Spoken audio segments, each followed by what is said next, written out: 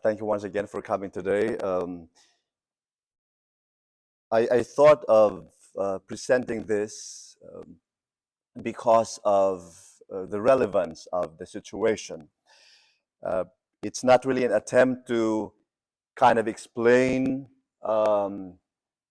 politically, what this whole Israel and Palestine situation is, but really to help us situate and understand exactly where is this land and why is there that situation.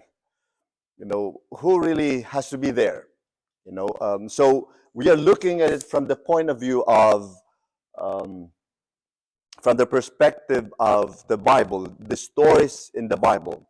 So we will discuss this from the stories of the Bible, not from any political perspective, but rather simply from the stories of the Bible. So Canaan, or the Promised Land, how did it all begin in that part of the world? We start with, I don't want to go back all the way to creation, but I would like to point out first from the point of view of Noah and the great flood and the God's promise and the descendants of Noah and the early inhabitants of the earth.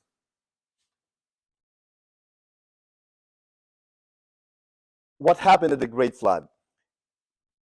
There was, in the stories of the Bible, there was so much evil happening in the world back then. And God was not happy with things happening in the world. There was so much murder, bloodshed, unconcern, especially that. One of the things that really God was not happy with was there was so much unconcern for others. Like people were being selfish. It was all about themselves. And the Lord said, this is not the way I want you to be. I want every one of you to be caring for each other.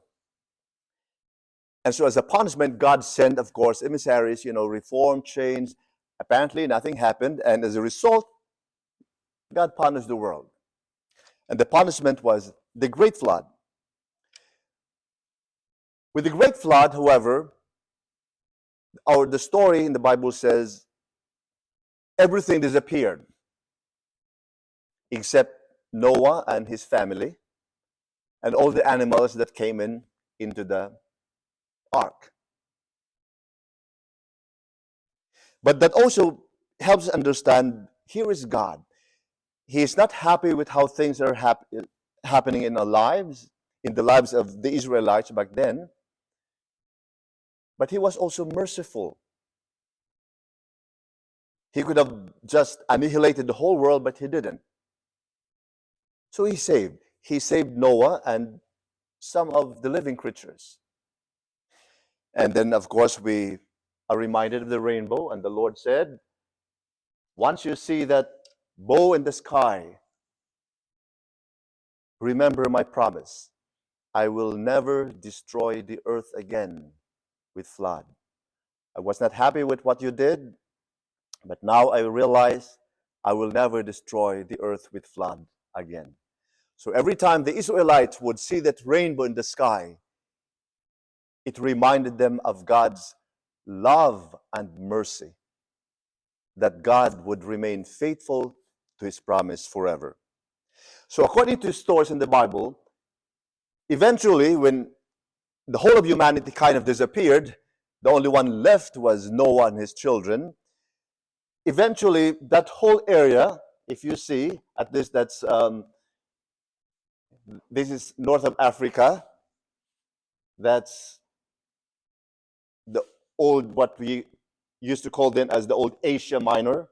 Now we see the Near East, the Middle East area, where Canaan is. See at the middle of the picture, there's Canaan, Philistia. So that's where that area was. And of course, Saudi Arabia is there. That's Western and Central Europe up there. So that was kind of the world back then, the way they saw it. And based on the stories of the gospel, rather in the Bible, the descendants of Noah, the three sons of Noah, their descendants inhabited the earth, because they were the only ones left after the flood.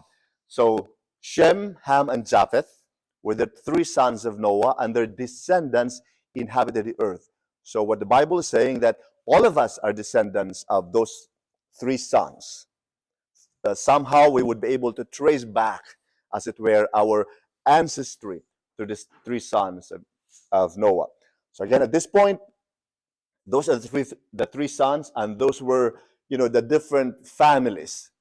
I am emphasizing that to point out that those people there, they come from the same family. Same family. Descendants of Noah. Okay? They are not coming from different families. Okay? Same family. Now, at some point,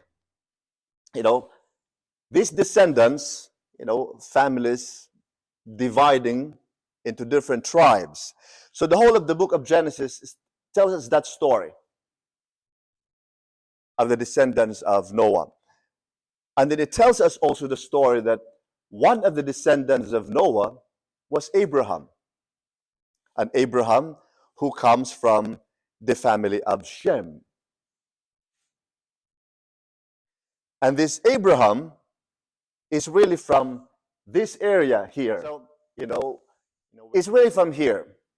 Okay? So remember, this is the present day Israel or Palestine. It was Canaan. Okay? It was the promised land, Canaan. Okay? So it's this area. So this is North Africa, that's all of Europe, and this would have been known back then as the Asia Minor. Okay? So this is Near East, Far East, the whole of Asia out here. So Abraham would be from here, from this area. Okay? So the book of Genesis, from Genesis 12 to 50, tells the story about, the ancestors of the Israelite people, Noah, and then the story of Abraham, Isaac, and Jacob. It ends with the story of how the descendants of Abraham ended up in Egypt, where they were eventually enslaved. But slowly we would go into that. So there's that covenant. One day, God called Abraham. He originally comes from Ur.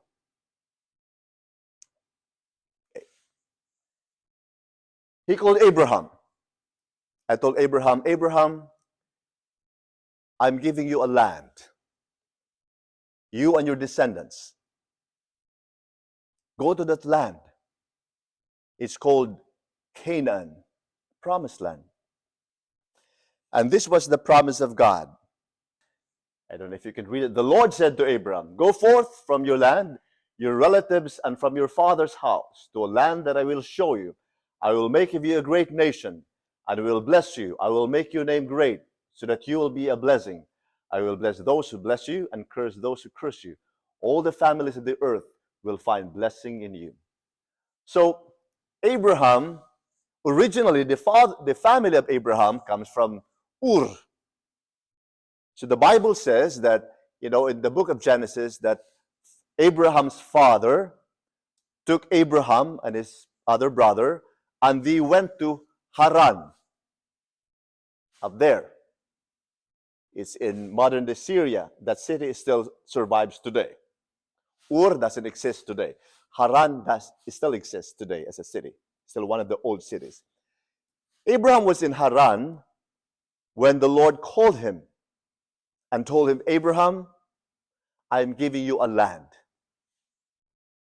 Go to Canaan.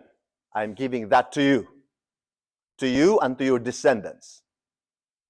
Abraham followed the Lord. He went, took his family, and settled in Canaan. There was no Israel then. There was no Palestine then. It was just Canaan, the promised land. But a famine occurred in Canaan. And during that time, one of the wealthy nations was Egypt. And so those people there, Abraham and his family, went to Egypt in search of a better life. But they did not stay there forever. Eventually, they made it well, and they decided to return back to Canaan. Okay. Now, in Canaan is where eventually Abraham would raise his family. He had a son, Isaac, which we all know, and then Isaac had a son named Jacob.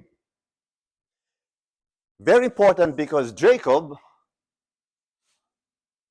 had his 12 sons, and the most popular, famous of all the sons of Jacob is, you probably know of, Joseph, the dreamer. Joseph and the Technicolor Dreamcoat. Remember that play in Broadway? Joseph. But just like I think in any other families, Joseph was, for some reason, was kind of the favorite, as the story would say. He was kind of the favorite of Jacob, of all the 12 sons. And so the siblings were not really happy. Why? I said, there are 12 of us, and, Joseph is the favorite. They didn't like their brother Joseph. And so they decided to sell their brother to Egyptian merchants and told their father. So when their father was looking for Joseph, where's your brother? We don't know. He probably, I don't know. We were just shepherding in the field, and, he probably got devoured by a lion. We don't know. But in fact, they sold their brother. So Joseph ended up in Egypt. Meanwhile, as they were growing older, Joseph was beginning to make a name for himself in Egypt. He interpreted the dream of the Pharaoh, and the Pharaoh liked him. And so the Pharaoh gave him some kind of an office in the kingdom of Egypt. So he was a foreigner, but because of his interpretation of the dream and the Pharaoh was happy with him, he started to rise in the ranks. Meanwhile, his other brothers were not doing well. Again, famine struck again in Canaan, in the promised land. And so his brothers and their family went to Egypt again, because Egypt was a prosperous nation. It was in Egypt, as the Bible would say, that the descendants, not just them, but eventually their children and grandchildren and their descendants settled in Egypt, because life was better in Egypt.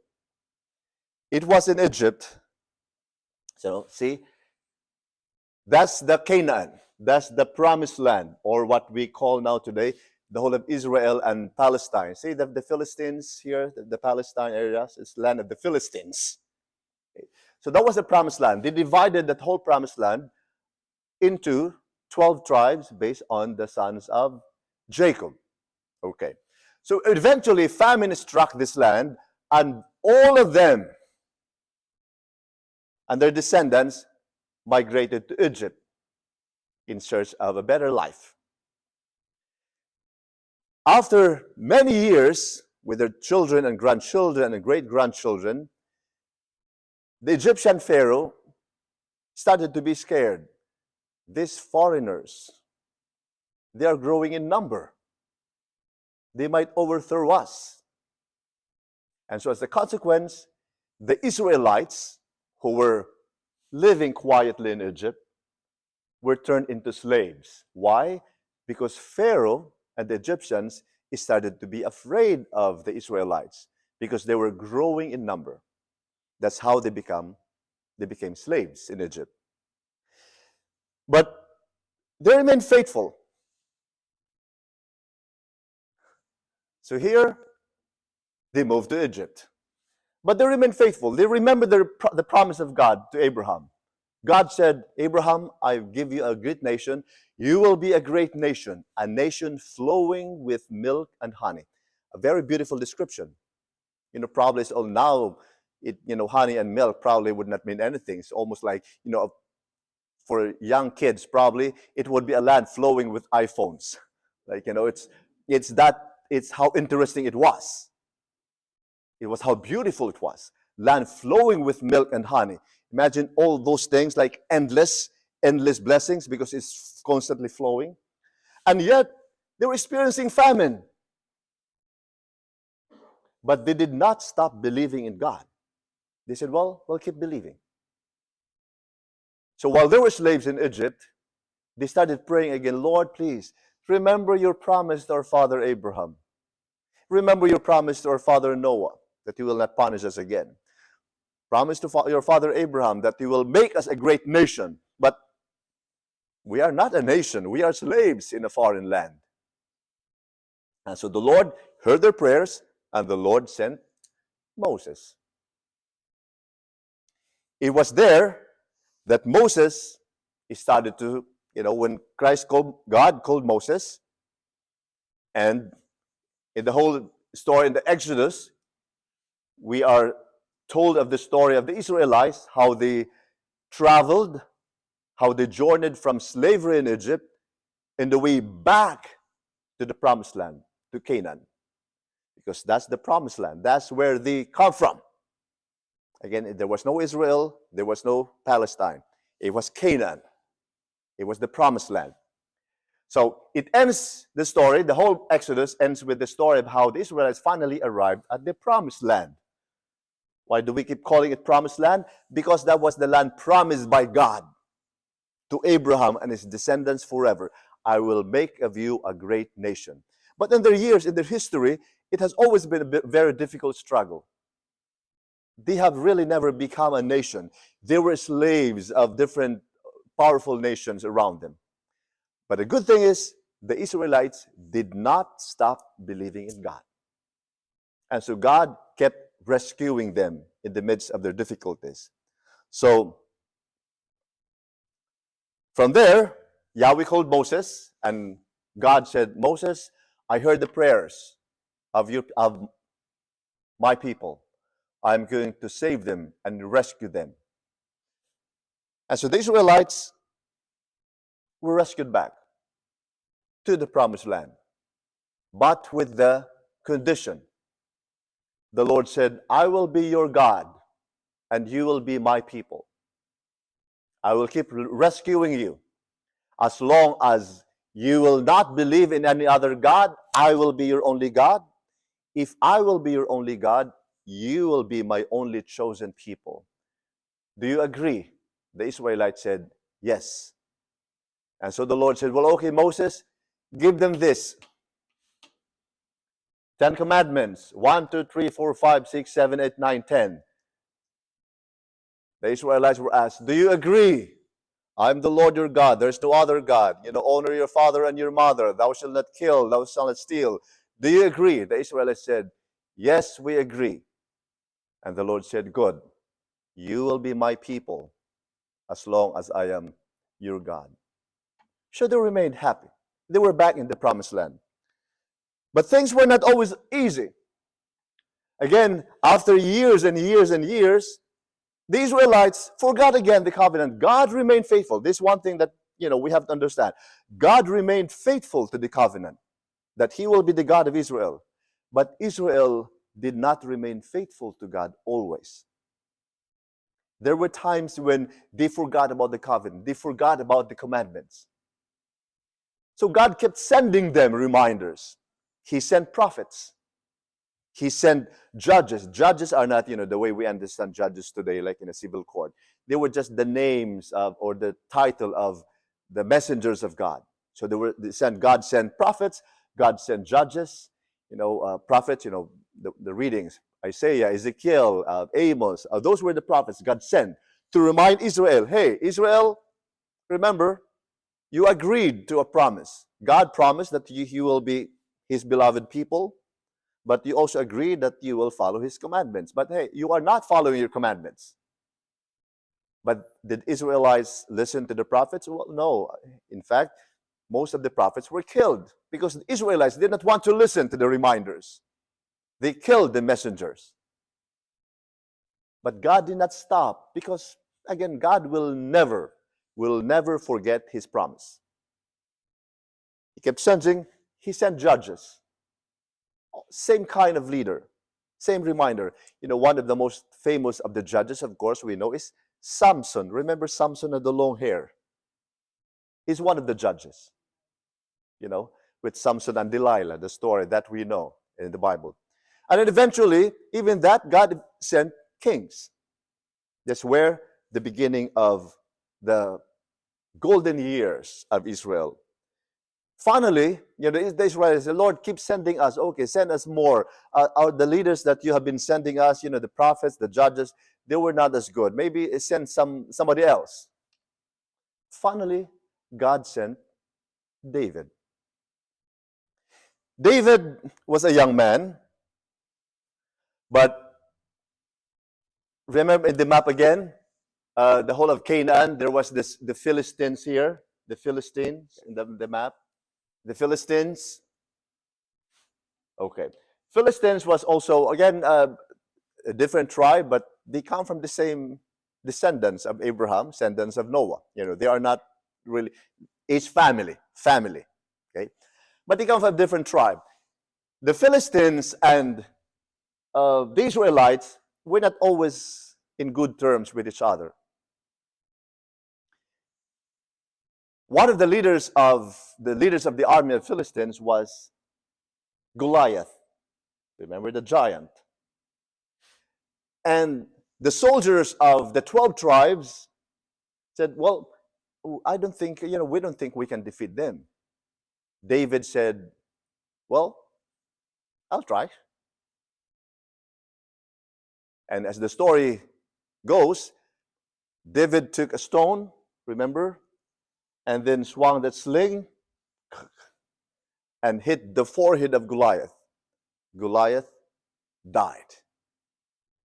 There and then, the Israelites realized and believed God has sent us another leader, a young man named David. And David was acclaimed king. That's how the start of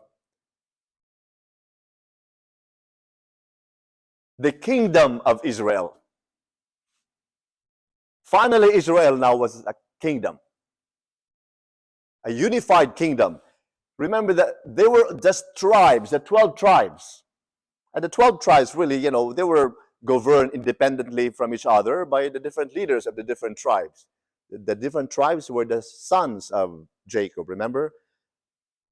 So they were governed. There was really no unified government. They would only unite against an enemy, like the Philistines, for example. They would unite together. But finally, under King David, all of them was now united. There was one nation, Israel. Israel named after Jacob. Jacob was named also Israel. So in honor of his grandfather, great-great-great-grandfather. We don't know how many generations away. So that became a nation, one unified nation, as narrated in the book of Samuel. But as always, Israel sometimes would forget again their promise to the Lord. They would slack again. They would not fulfill their part of the covenant. Shown, for example, in the life of Solomon. Solomon, as the scriptures would say, had 700 wives and 300 concubines. That's what the Bible says. His problem was not so much of 700 wives and 300 concubines. His problem was he started worshiping the gods of his wife. Many of his wives and concubines were pagans. So in other words, he abandoned the God of Israel again. The God of Abraham, the God of Isaac, the God of Jacob. The one who provided them everything. The one who brought them into a great nation. Solomon, no matter how wise he was, remember his wisdom of dividing the child, that story?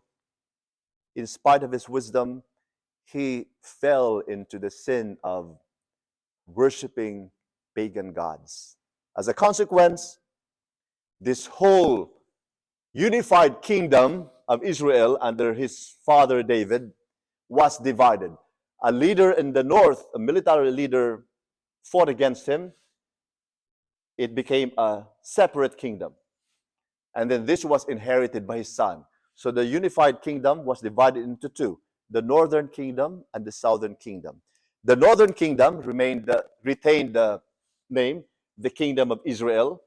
The southern kingdom was named as the kingdom of Judah. That's where the word Jew comes from. The word Jewish comes from Judah. So it got divided as a punishment of Solomon's sin of unfaithfulness. They should have learned a lesson, but they didn't. They continued to break the laws of God. As a punishment, the kingdom of the north would be invaded by a powerful nation back then named Assyria. And the Israelites of that place were exiled into Assyria. Again, they left the promised land. Why? As a punishment. And then years after, the kingdom of Judah was invaded by another emerging powerful nation, Babylon. And the Israelites in the southern kingdom were exiled into Babylon. Once again, the Israelites in the promised land were out of the promised land. This time, not because of famine, but as a result of conquest.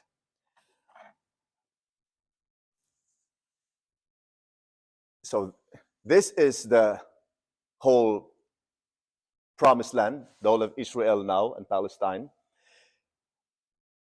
The difference was the Israelites here in the northern kingdom of Israel, who were in Assyria, when they were exiled, many of them became pagans. The capital of the kingdom of Israel then was Samaria.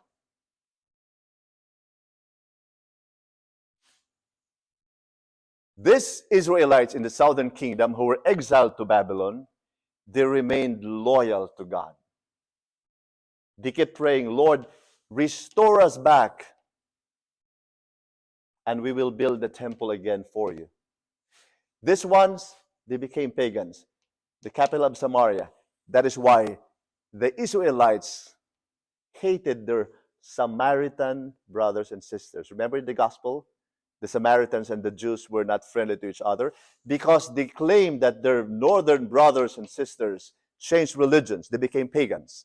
Again, we're talking about same family. At some point, they differed in religion. And so they hated each other. Same race. Okay?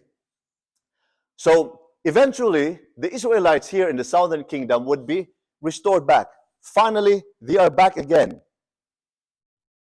Because when one day, the Persian emperor, Cyrus, told the Israelites, okay, I'm allowing you to go home.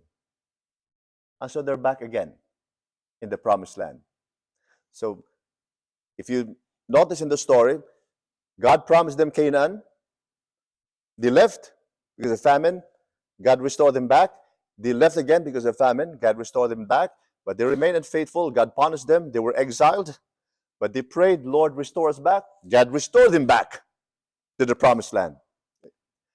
At that point, by the time Christ was born, or even before Christ was born, just to give us the situation that Israel really at that point was no longer a nation. They would be invaded, they would be overcome by other political powers. So they were overcome by the Assyrians, overcome by the Babylonians, and then overcome by the Greeks. And then after that, by the time of the Lord, They were under the Roman Empire.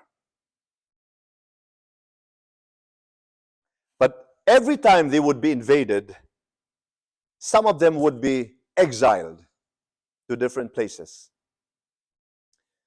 By the time of the Lord, when they were under the Roman Empire, and then after the death of the Lord, by the year 70, during this Maccabean revolt, they hated the fact that they were under the Roman Empire. They wanted to create again the great nation the way it was during the time of King David. But they did not succeed. Fighting against the Roman Empire. They were defeated, and because of that, the whole of that Palestine area, Israel area, the whole of that Canaan became a province of the Roman Empire. And since then, the Israelites were dispersed all over the place. There was no longer a nation, unified nation, where everyone, all the Israelites, the descendants of Abraham, would live. They would already be all over the place.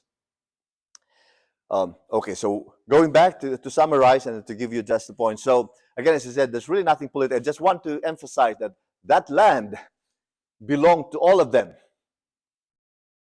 It's almost like, a case of, a sibling rivalry. Well, children are fighting over who owns the ancestral home of the parents. Like, everyone claims and no one wants to give in. Like, everyone's fighting. That's almost the same. They all come from here. Remember, Noah, his sons, they all inhabited. That's the same family. But at some point, they differed in religion and in culture. And that made a lot of difference. So Abraham, Joseph and his brothers, Moses, David, Solomon, finally returning back to the promised land. But again, they were invaded by the Greeks, invaded by the Roman Empire, and then they were dispersed again.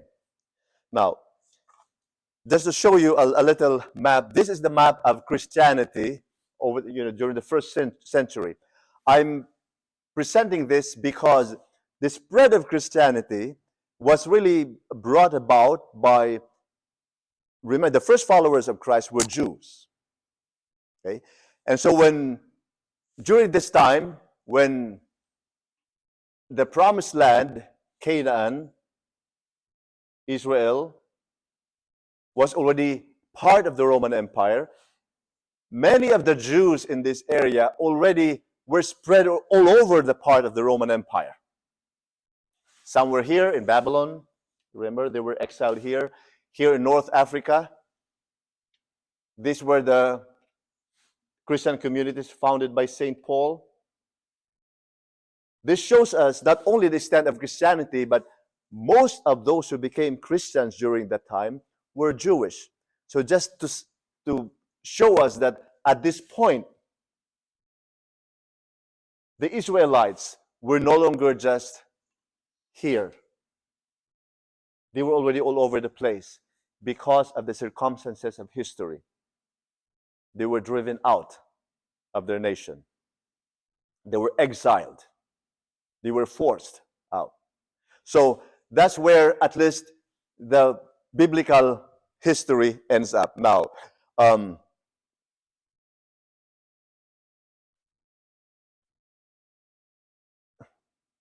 I would end it here. Archaeological and genetic data support that both Jews and Palestinians come from the same ancient Canaanites, who extensively mixed with Egyptians, Mesopotamian, and Anatolian peoples in ancient times. Thus, Palestinian-Jewish rivalry is based in cultural and religious, but not in genetic difference. That's what I would like to point out. When this whole thing in the Palestine-Israel issue, it's that same promised land.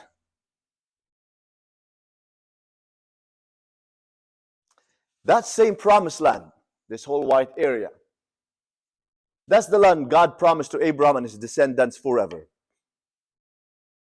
But at some point in history, they were driven out. Famine, conquest. But every time they prayed to God, God would bring them back to the promised land. Up until the time, at this, we end that with the story in the New Testament story, when they became part of the Roman Empire and they were dispersed. Of course, eventually, in the rest of history, that would be already post-biblical stories of how many of them ended up in Eastern Europe, in Africa, and those Israelites who were in different parts of the world, again, I'm sure they were praying to God and said, Lord, restore us back to our land. And I would believe that when Israel was created as a nation by the United Nations in the 1940s, for them it was an answer again to their prayers. Lord, restore us back to our land. Okay. The problem was, by the time they went back, the Israelites who were dispersed from different parts of the earth, going back to Israel, there were already people there. But again, those people who lived there are not different people. Same family. Unfortunately, by the time in the 1940s, when they were made as a nation, those who were living there were already of different religions. Some were Christians, some were Muslims. And so when their Jewish brothers and sisters decided to come home, they said, well, who are you? With, in fact, again, the ancestral home. Two of your siblings went away, they decided to come home, and some siblings remained, and now the other sibling come home and say, well, no, you're not welcome anymore. So that becomes a problem. So how do you resolve that? I don't know. Could that be resolved politically? I don't know. The only miracle we are hoping is these people would realize that, hey, we are all descendants of our father Abraham. At some point we changed in, just like our own families. Some people change religions. Some people, intermarry with other cultures. And so their perspective of the world changes, the way they look at things, and so we argue in many things. But even if we disagree on many things, even if we differ in many things, I'm sure there are ways of still reconciling, of still being civil and being nice to each other. So this is what we pray. Hopefully, people will understand that, the Israelites who want to come back are really from here. They are not foreigners. They come from here. But also we have to understand that the Palestinians who live there, they're also from there. These are not different people. We are not transporting people from, from Mars. And, these are all descendants of Abraham. So hopefully, they would see it in their hearts and say, well, okay, now we are the same people. We're different in religion. Some of us are Christians. Some of us are Muslims. Some of us are Jews. Some of us don't believe in God. But this is the same promised land. The land that that God promised our great-great-great-great-grandfather Abraham to be ours. Maybe we can live in peace in the same land. We will continue to be different. We look at the world differently.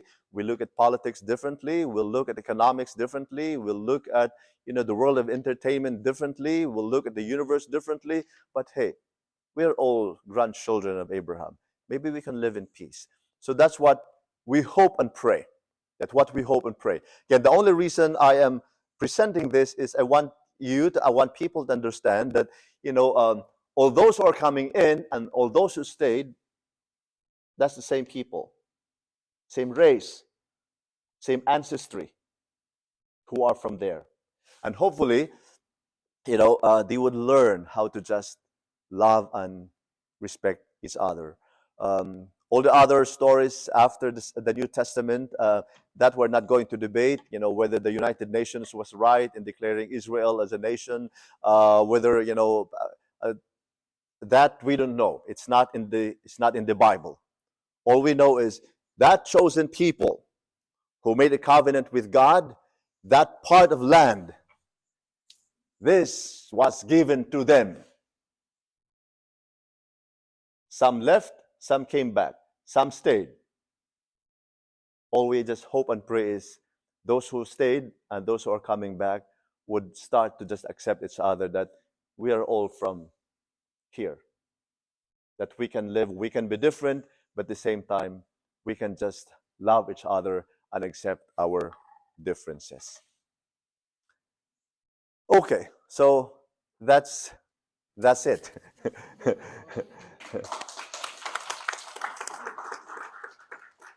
So if there are questions, we can entertain some questions. I have 100. Oh yeah, sure. Can we get a copy of this? Okay, sure. I can. I don't know how I can be able Yeah, to there's a provide. lot of information here, and it's hard Yes. to remember it all. Yes, so I Mr. have Dudgeon. loads of That's why I questions. have to present the kind of a summary. This is basically the whole summary of everything that is in there. This whole story of the Promised Land. It starts with Abraham. Of course, we even started with Noah and all the descendants of Noah, and that this whole land, not only that, but all of that are the descendants of Noah. But Abraham, God called Abraham somewhere from here in Ur, and God said, well, go back here. That I'm giving you that. That's yours for you and your descendants. Life was not always easy. Life was difficult. They moved to Egypt, find a good life. They made it well, they returned back. But they were not always good. Brings us to Joseph and his brothers. Famine again, brought back again went to Egypt again. They prayed, Lord, save us, bring us back to the Promised Land. God brought them back again. And then God sent them King David. Finally, they were a new nation. But they did not remain faithful. God punished them. They were exiled. They were defeated by foreign nations. They went to Assyria. They went to Babylon. They prayed again, Lord, please, bring us back. God brought them back again. But what is it? Did they remain faithful? No. So God punished them again. They were invaded by the Greeks, invaded by the Roman empires, and so they were dispersed again. So they started praying again, Lord, bring us back. And I'm sure, as I said, post-biblical, I'm sure that by the time they were created as a nation in 1947, the Israelites would say, that is an answer to our prayers. God, restore us back to our land. That's why they returned back. The only problem is, was by the time they came back, there were people here. And those who were already here said, no, no, no, we don't want you. This is our land. But they are the same people. He could have said, well, okay, I know you left, but, too bad you left. But hey, I will figure out, where you stay. You stay in the second floor, or you're staying in one room, but, this house all belongs to us. I went, okay, we'll try to figure out. Unfortunately, some people solve the issue by violence and war. You cannot solve it by violence and war. That's where it has led us to this point, where there's so much anger and hatred. That could be resolved peacefully, but some people, for some reason, are more attracted to use of violence than to use of peaceful means of settling the differences. If your brother and sister lives the house and decides to come home, you don't always have to shoot them with a gun. Well, okay, come, welcome. Now we'll figure out where you will stay. Maybe you will stay at the back, a kitchen. That will be your bedroom, but we'll figure out. Maybe there's a way of being nice and kind to others. Yes. So, in conclusion, right? In conclusion, right now there's a war in Holy Land, right? So it means that we cannot decide or we cannot choose whoever will win because they're all brothers and sisters, and it means that I don't side Israel, I don't side the Gaza Strip. So whoever wins, that's their land. They own the Well, land. yes, That's as what far I, as yeah, Bible story is concerned. yes. But when it comes now to taking sides, I don't want us now to to vote and take sides. Our side is always on, as Christians now would base our opinions on the values of the gospel, like love your enemies, like do not do harm to others, do not kill, do not harm. So we will have to base our decisions now. That would be post-biblical. So now, with the conflict now in Israel and Palestine, where do we take sides? We take sides based on the values that we believe are true. Is killing okay? Is terrorism okay? Is violence okay? We say no. But what is okay? Well, peace, reconciliation, understanding. That is what is okay. That's what we take sides. Because remember, as I said, even in Palestine, in the Gaza Strip, and even in the West Bank area, under the Palestinian Authority, there are Christians there. It's not a matter of saying, well, I take sides of the Palestinians or I take sides of the Israelites. There are also Christians, from the point of view of us Christians. There are also Christians in Israel. There are Catholics in Israel. There are Catholics in the Gaza Strip. Where do we take sides? If we are going to take the sides of a nation. So it's not about taking sides of a nation. We're taking sides on the basis of values. We hate terrorism. Yes, we we hate cannot violence. decide which one to, Yes. yeah, right. So it's their own, they have to settle their own conflicts. Yes, but unfortunately, a complicated situation like this, it will never be easy for just Israel and Palestine to settle. Like, when brother and sisters are fighting, sometimes you need somebody else to meddle in the affair, because a brother and sister would not agree on who owns the ancestral home. Sometimes somebody else has to say, well, okay, both of you sit down. So Sometimes will you need this an be a outsider. forever conflict? We don't know. We don't know, right? It's again, it's a whole situation of sibling rivalry, kind of. Yeah. Hopefully, that's what we said. We keep praying. I'm sure God is a God of justice. It's a God of peace. He will one day lead us all to that, because that's not the only place in conflict. There are many other places in conflict. I mean, we probably see that from a wider perspective, but we also know that even in our own lives, there are many conflicts. We fight against other people. Where do we take sides? So it's just a way of looking and saying, well, this is not a simple, ordinary situation. Would a political solution be the best one? I don't know. Would a religious solution be the best one? I don't know. All we can do at this point is hope and pray. Okay. Hope and pray. What I presented was not so much of trying to say who owns it, but trying to say this are the people who come from there. Some remained, some stayed, some came back. Unfortunately, at some point in this history of this people, they differed in religion. And by differing in religion, they intermarried with other people. They started to differ in culture. They started to differ in perspectives, the way they look at things, the way they look at realities. And so they would not agree on many things. And that's where most of the problems come from. So hopefully, they would just start realizing, well, okay, we are different. We're different in many ways. But hey, we are brothers and sisters. Why can't we just live in peace? That's right. So that's what we hope and pray. Okay, anything else? Let peace begin with us. Yes.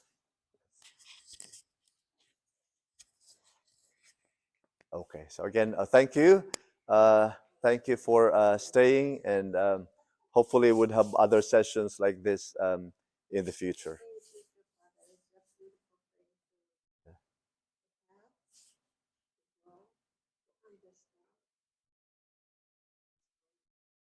Yes.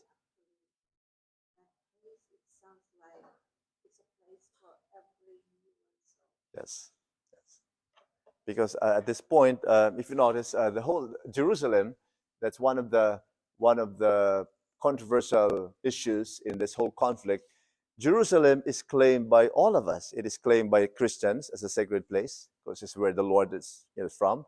Claimed by the Israelites, because that's where everything started, and claimed by Muslims, because that's where the Prophet Muhammad also lived his life.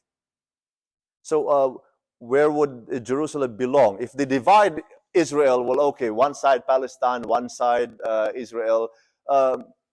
where will Jerusalem belong? Would that be almost like Washington, D.C., kind of independent, but at the same time part of it? Like, how? That becomes, unless, Jerusalem, I'm sure no one would say, no, we don't want Jerusalem to be an independent. We want Jerusalem to be ours. That's the problem. No one wants to give in. At least for the Christians at this point, Christians really don't care, where Jerusalem goes. If it goes to Palestine or to Jerusalem, to Israel. But for the Israelites and the Palestinians, it's a different issue, claiming Jerusalem to be theirs.